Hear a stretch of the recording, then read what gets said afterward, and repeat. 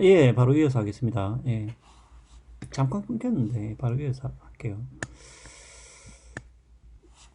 아니, 그러니까 그것만으로는 안 된다는 거죠. 예.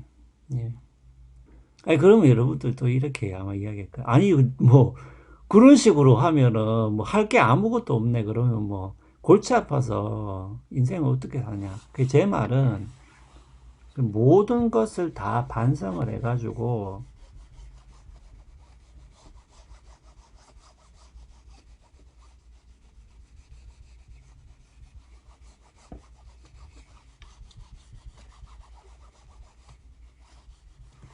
그 이제 제 말은 뭐냐면은 그 모든 것을 다 반성해서 일일이 다 반성해서 오늘 뭐 점심 때 밥 먹는 것까지 반성을 해서 하라 그런 뜻은 아닙니다. 그런 뜻이 아니라 이 욕구의 만족이라는 것만으로는 우리 인생이 실제로 제대로 잘 살고 있느냐, 잘 살고 있지 못하느냐에 대한 답이 아니라는 거죠. 제 말의 핵심은 이제 거기에 있습니다. 예. 그리고 조금만 더 이야기해 보면은 여러분들이 이 욕구라는 것은 기본적으로 질서, 순서가 있어야 되겠죠. 아니, 그러니까 이게 신념의 어떤 필터라는 이 비유가 계속해서 등장하는 이유가 바로 여기에 있는 거죠. 그냥 여러분들한테 어떤 욕구가 생길 수가 있어. 근데 그 욕구가 어디서 나온지는 본인도 모를 때가 많습니다. 예. 그럼 그러면 제 이야기는 모르기 때문에 그 욕구는 다 잘못됐다, 틀렸다, 나쁘다 이 말이 아니고요.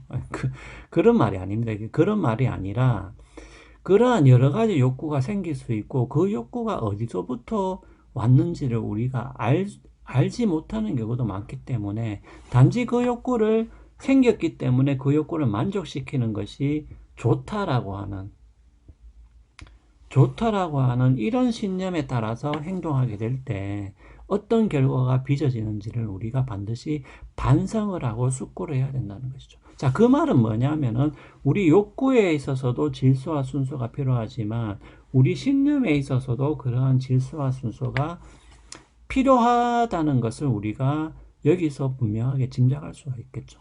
그리고 그 신념이 어떤 가치에 뿌리박고 있는가라는 것을 반드시 숙고해 볼 필요가 있다라는 것이죠. 자, 우리가 흔히 말해서 서울에 있는 대학에 가야 된다라고 하는 것도 마찬가지인 것이죠. 그러한 욕구가 우리한테 있다고 했을 때, 여러분들, 그럼 그 욕구에 따를 것인가? 그 욕구를 만족시킬 것인가? 그 욕구를 만족시키려면은 지금 여러분들이 하고 있는 여러 가지 학업들을 중지를 하고 모든 계획들을 바꿔서 서울에 있는 대학에 갈 수 있게끔 방향을 전반적으로 수정해야 되는데 이건 보통 일이 아니죠. 보통 일이 아닙니다. 그 왜?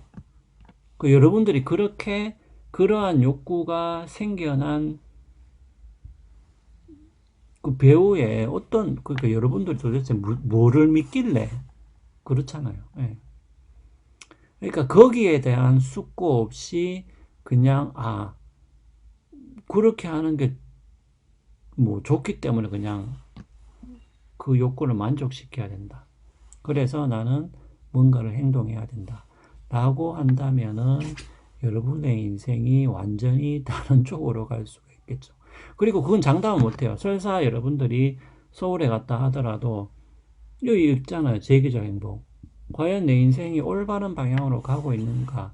라는 부분에 있어서 여전히 잘 모르겠다라고 한다면은 과연 그러한 욕구를 처음부터 만족시키려고 그렇게까지 노력한 이유가 뭐였냐? 라는 문제로 다시 돌아갈 수밖에 없는 것이죠. 네.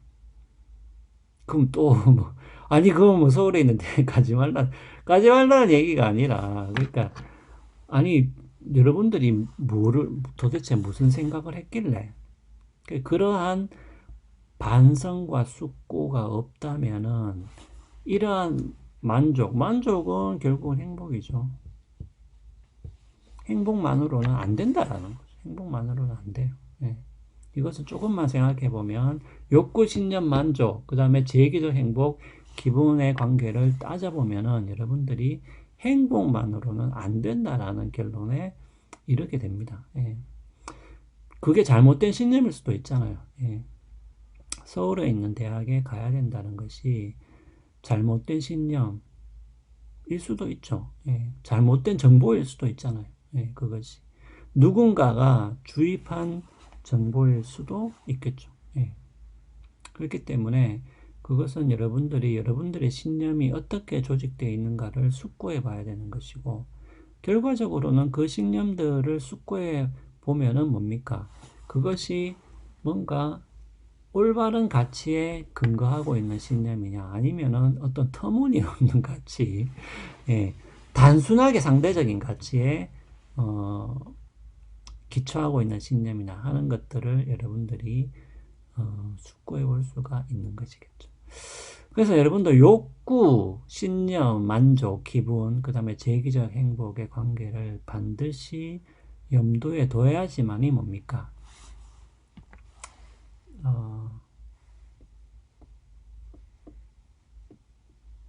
자기 존중, 그리고 내 삶이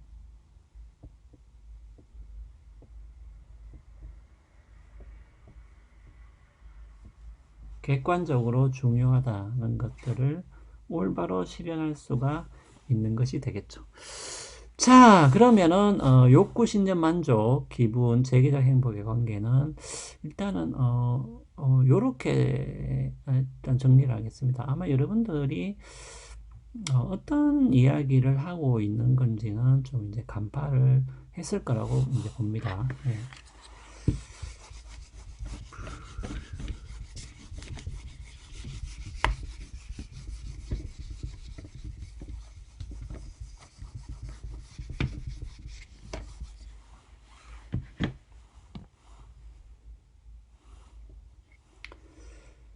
자, 뭐 어떤 사람은 행복 공식이라고 해서 이거는 이제 욕구의 수하고 만족된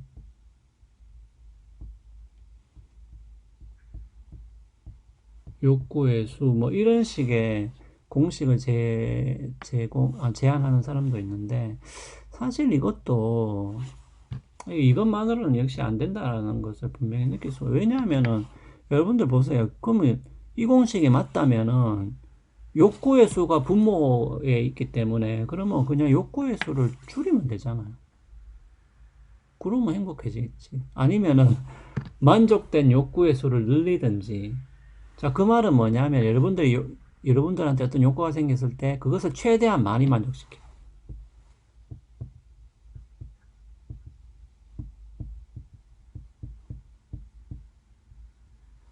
아니면은, 욕구의 수 자체를 줄여버리든지. 근데 이 두 가지는 결국은 뭡니까? 그 배후에 있는 신념이나 가치에 대한 어떤 평가 혹은 숙고가 없다면은 이거 자체로는 큰 의미가 없죠. 예. 아니, 여러분들한테 생기는 욕구를 최대한 많이 만족시키는 게 여러분들한테 좋습니까? 맞잖아요. 그럼 조금만 생각해봐도 맞죠. 예. 아침에 일어났어. 근데 갑자기 아침부터 술이 땡긴다. 그래서 술을 마셨다. 그럼 그런 식으로 욕구를 최대한 많이 만족시키는 게 과연 좋은 것이냐, 여러분들한테. 이로운 것이냐. 이렇게만 생각해봐도 우리가 그렇다라고 말하기가 힘들다라는 것이죠.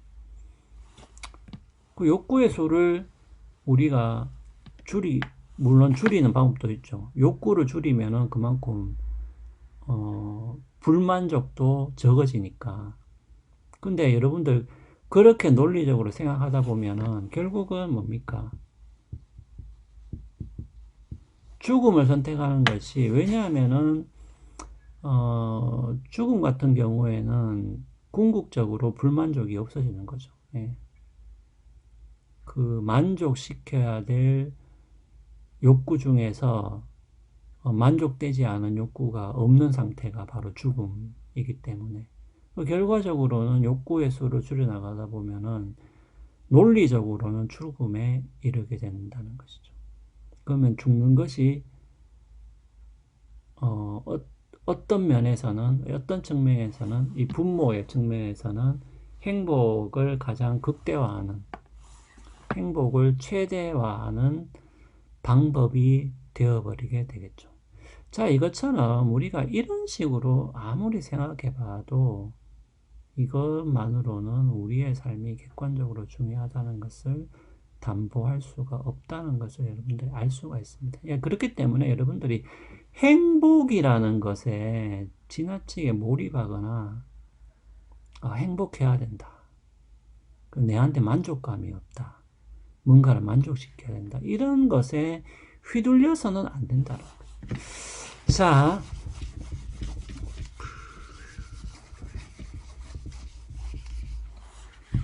그 다음에 이제 가치, 뭡니까? 아이고, 시간이 좀 많이 지났는데. 가치가 과연 충돌하느냐? 이거는 조금 어려운 문제인데.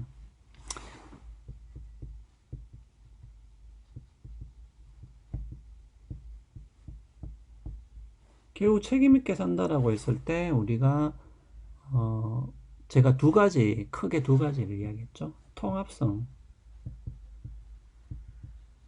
진정성. 진정성이라는 건 진심이라는 거죠.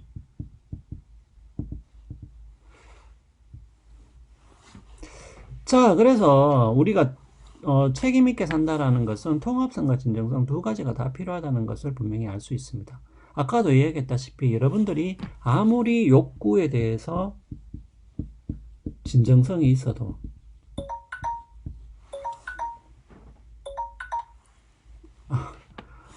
아니 그러니까 아까 이야기한 게 그 얘기죠. 여러분들이 욕구에 대해서 막 진정성이 막 넘쳐. 나는 막 힐링해야 돼. 나는 지금 너무나 불만족한 상태에 있기 때문에 나를 행복해 해야 돼. 여러분들 진심으로 그렇게 믿고 막 행동해. 그것만으로는 안 된다. 그러니까 통합성을 빼고 진정성만 추구한다고 해서 우리가 책임 있게 사는 게 아니다라는 거죠. 왜냐하면은 우리가 이 신념과 가치의 정합성 이것을 따져줘야 된다. 이 정합성이죠, 정합성. 예, 정합성. 예, 이것을 같이 따져주지 않는다면은 우리가 욕구에 대해서 아무리 진정하게 행동한다 하더라도 그것만으로는 우리가 책임 있게 산다고 이야기를 할 수가 없다라는 거죠. 예. 그래서 우리의 신념과 가치, 내가 도대체 어떤 신념을 가지고 있냐, 그리고 내가 가지고 있는 신념들이 서로 일관되냐, 과연 이것이. 그리고 내가 가지고 있는 신념은 과연 어떤 가치에 뿌리박고 있느냐 하는 숙고가 동반돼야 된다는 거죠. 예. 거꾸로 뭔가 일관성은 있는데 진심이 없어, 이 사람은. 전혀 그냥 기계적으로 우리가 흔히 말하듯이 뭡니까? 영혼이 없다. 마음이 딴 데 가 있다. 이제 이 말이죠. 그래도 그 사람은 책임있게 사는 게 아니게 되는 거죠. 아무리 이런 신념이나 가치가 일관된다 하더라도, 예. 그 영혼이 없다라는 거죠. 그러니까 본심은 다른 데 있는데 그냥 행동만. 그러니까 통합성과 진정성 두 가지가 같이 겸비가 되어야 된다는 거죠. 자, 그런데 문제는 이 가치라는 것들은 서로 충돌하는 것처럼 보인다.